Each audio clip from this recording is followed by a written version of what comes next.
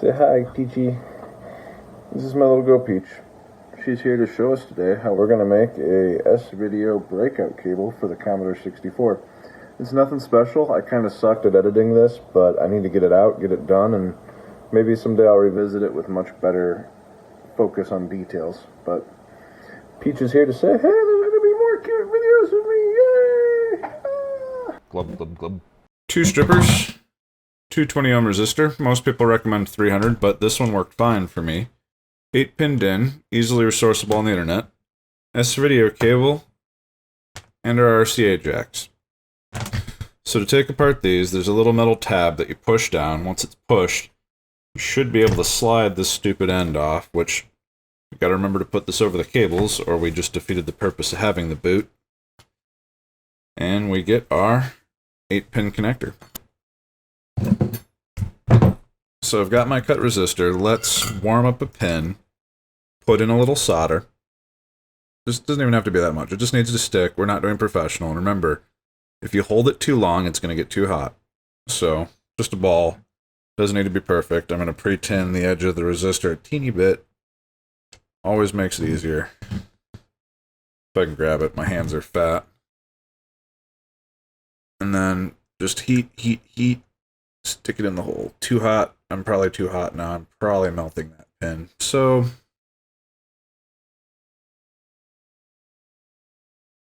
heat the pin, stick it in the hole. It goes down a little bit. And that's that. We've got a resisted pin. We also need to jump the audio input to ground, but we also need the ground for everything. So we're just going to put in a little jumper here. Let it sit. Once it's there, we can just add a little solder and it'll stay. And I'm lazy because that's way better than using a third hand, which I don't have. And I say this as I freaking knock the little thing out of the way. So we're going to heat it up a bit for both. Stick both. I'm going to take these, heat it up, and push it up. There we go. That's really all we need. So now, audio in is shorted. Another thing I'm going to do is, because of the fact that I can mess up and I want room to fix it, I'm going to cut off majority of this leg and attach it to the pinhole where it needs to go. There we go. And we have an extension pin. So I'm thinking we'll heat shrink both those and just call it good.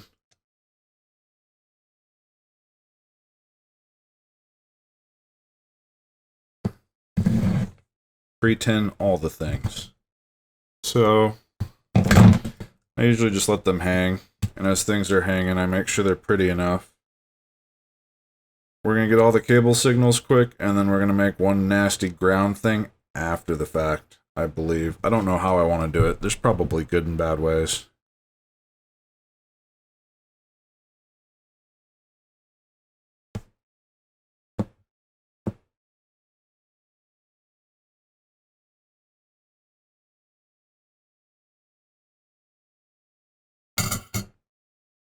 Alright, so we've got the handy dandy heat shrink. I usually like using clear, but that's not a choice today. Let's see what fits over the resistor. That doesn't. That does. So it looks like we're going yellow. We'll do 2 little bits of that and go from there. Stick them on each.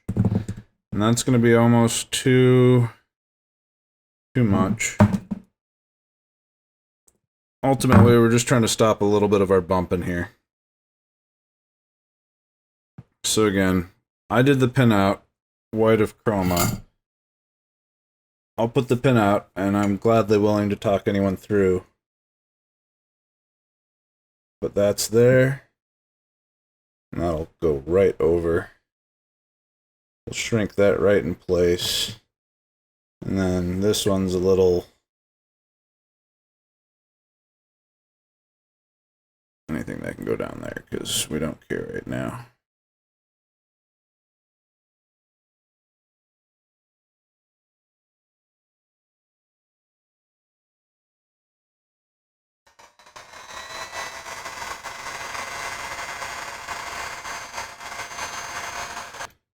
We do need to marry our audios together, so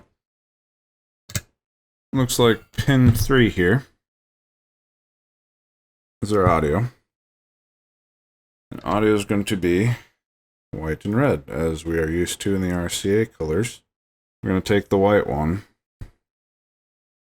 We're just going to stick it in there. Alright, so white's attached. It's in.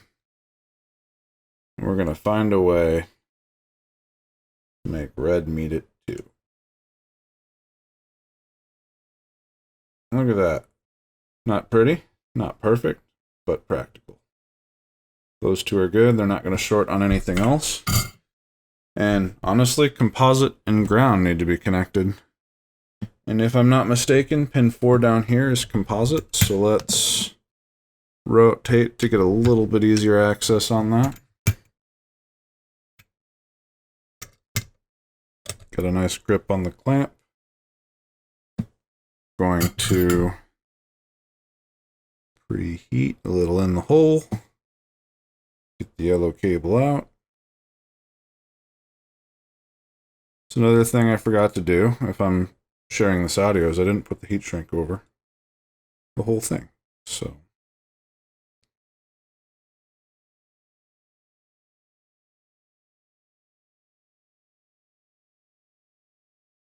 look at this giant mess. So set your iron down before you melt your own farkin' hand. We've got all these together, and what we're going to do, we're going to merge them. Make them one big family. Solder sucks in. They're now happily merged. And then we also have to get these two involved. And, well, crap, they're a little bit farther away. What do? Well, for one, shouldn't be an idiot. And you should think these things through. So I can get rid of that little extra tip here. I'm going to preheat a little solder here. And it's stuck. So now we just need to get these guys, which I'm not really happy with what I ended up doing here. So here's something I wish I would have done, is these grounds aren't long enough to touch the existing grounds I just did well. I can do it. It's going to be tight. I don't recommend it, but what we're going to do is we're just going to squeeze these two together, make one big nasty freaking ground. We're going to heat them together.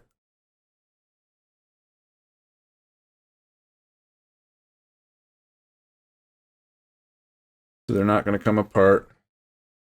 And then I'm going to take, I think, a resistor leg of some sort. I've got component parts everywhere. I personally recommend not being lazy like me. The concept is there. It's going to irritate some people, but it's also going to work.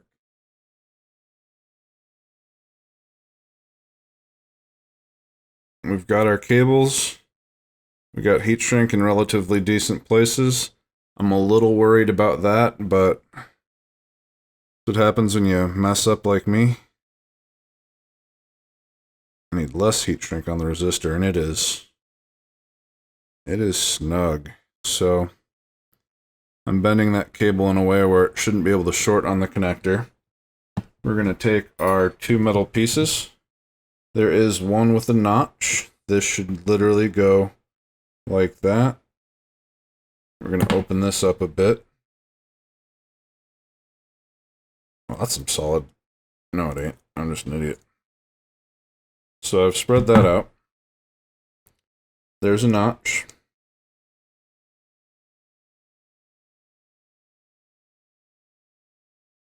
We're going to line it right up there, that little notch.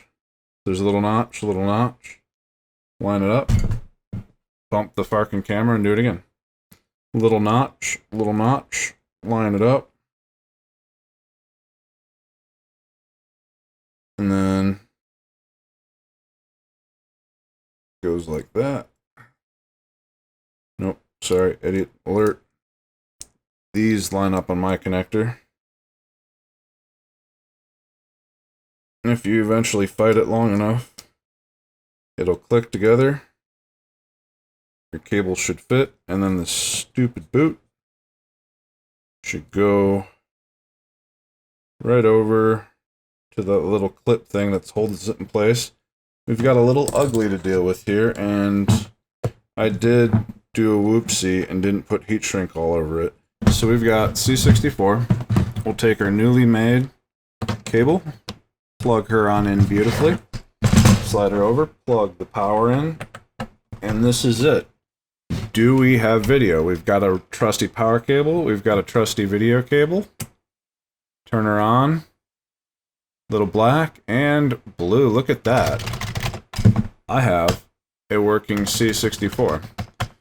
So the usual hello world for this is 10 print, and we're gonna just do hello YouTube,